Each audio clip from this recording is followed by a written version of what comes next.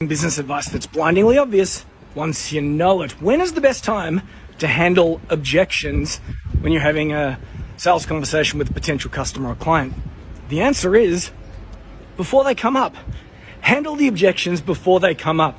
Now, there are three main types of objections in sales, and they are time, money, and trust. When somebody says they don't have the time or it's not the right time, what they're really saying is that you are not a priority.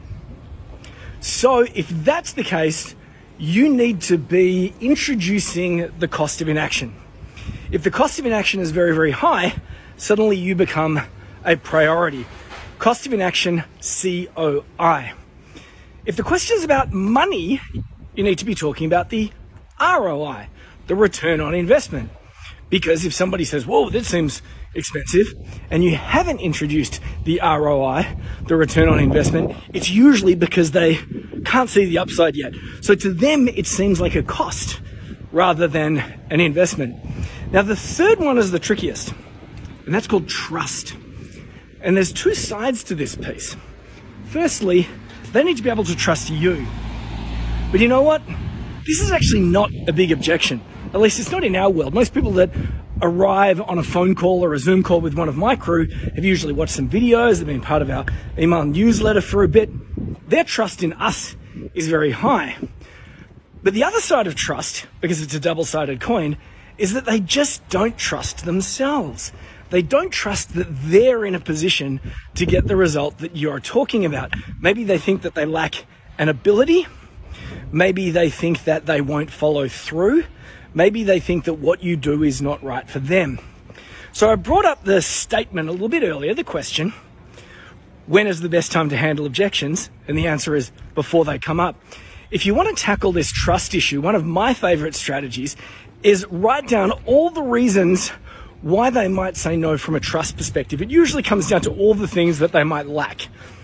And they're things like, oh, I won't be able to do it because I don't have a Facebook ads budget, or I won't be able to do it because I'm not a very good copywriter, or I won't be able to get a result because blah, blah, blah, blah, blah, blah. Everyone's got their own fears and their own anxieties. Everybody suffers from imposter syndrome. Here's my tip. Write down all those anxieties and turn them into products.